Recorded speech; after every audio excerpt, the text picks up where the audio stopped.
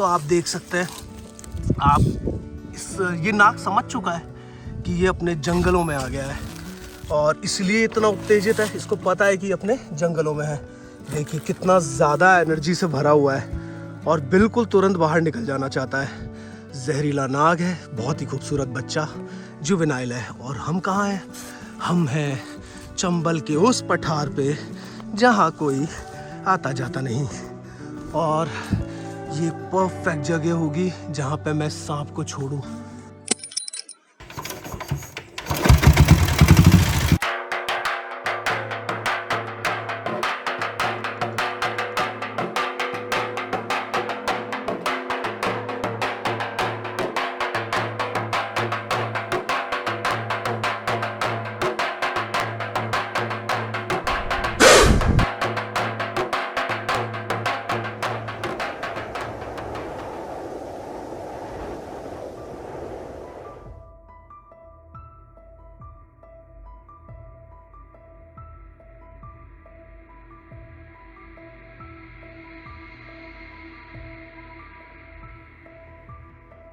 Go wild in India में आपका बहुत सारा स्वागत है। मैं आज अपने कुछ दोस्तों के साथ जंगल आया हूँ। पीछे हमारे खास दोस्त दीपक भाटिया। खास बात क्या है? खास बात यह है कि हमारे पास एक नाग है, वो चोटिल था, उसको कुछ वक्त मैंने अपने पास रखा, उसको सही किया और अब वक्त है कि हम उसको वापस से अब उसके जंगल में पहुँचा दें। तो बने रहिए मेरे साथ। हम जा रहे हैं जंगलों में, चंबल के किनारे, उस जगह पे जहाँ पे कोई आता जाता नहीं। बने रहिए गो वाइल्ड इन इंडिया। स्टीपनेस बहुत ज़्यादा है, ये जगह थोड़ी सी तो खतरनाक है ही, मगर अगर आपके पास सही जूते हैं और थोड़ी सही विल तो आप इसको कर लेंगे। आइए।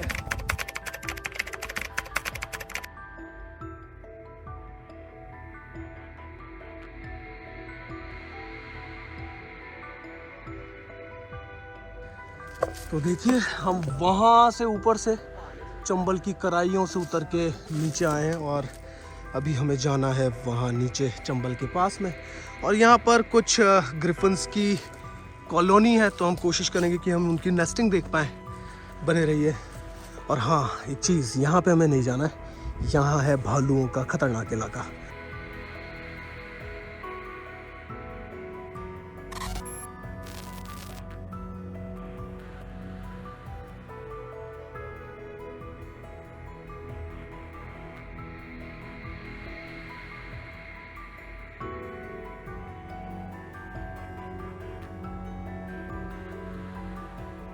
तो आप देख सकते हैं,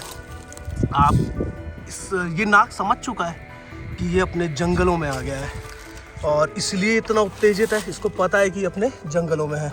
देखिए कितना ज़्यादा एनर्जी से भरा हुआ है और बिल्कुल तुरंत बाहर निकल जाना चाहता है।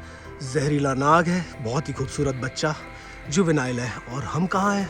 हम हैं चंबल के उस पठार पे जहाँ कोई आता जाता नहीं। और ये परफेक्ट जगह होगी जहाँ पे मैं सांप को छोड़ूं, क्योंकि यहाँ पे नमी है, पानी है, खूब सारा खाना है और ये महाशय यहाँ पे खुश रहेंगे। रैप्टर्स का डायरेक्ट डर नहीं है, जबकि ऊपर वहाँ रैप्टर्स इसको लेके चले जाते। गो वाइल्ड इन इंडिया में इस खूबसूरती को हमने अपनी आंखों में कैद कर लिया है। हम चंबल के किनारे पे बैठे हैं, बड़ा मज़ा आया। काफ़ी देर यहाँ पर निकालने के बाद वक्त है कि हम इस प्यारे से जीव को, जिसको बचा के लाए हैं, इसको हम वापस इसके जंगल में पहुंचा दें। और ये इस चीज़ को महसूस कर चुका है, ये जानता है कि जंगल में है, इसलिए काफ़ी देर से एक्टिव है, निकलने की कोशिश कर रहा है। ख़ास बात क्या है? ख़ास बात ये है कि आपको इसके अंदर एक अंडा देखने को मिल रहा होगा, बट यकीन मानिए अंडा इसका नहीं है, बल्कि ये तो एक बच्चा है, तो अंडा इसका हो ही नहीं सकता। ये मैंने इसको खाने के लिए दिया था। ये कबूतर का अंडा है, हमारे कबूतरों में से किसी एक का अंडा। देख सकते हैं आप, ये है एक खूबसूरत इंडियन स्पेक्टिकल कोबरा, जुवेनाइल बच्चा है और बहुत ही जहरीला। तो कमाल की बात यह है कि इस जीव को फिनाइल से काफ़ी चोट पहुंची थी, स्किन थोड़ी सी बर्न थी। हमने इसको काफ़ी दिन मेंढक खिलाए और वक्त है कि अब इसको हम वापस यहाँ पे छोड़ें और आपको इस जीव से मिलवाएं। काफ़ी खतरनाक जीव है और बहुत ही एग्रेसिव है। ज़रा देखिए इस जीव को। चलो बच्चे आओ, आओ बाहर आओ बच्चे। चलो boy, good boy, good boy.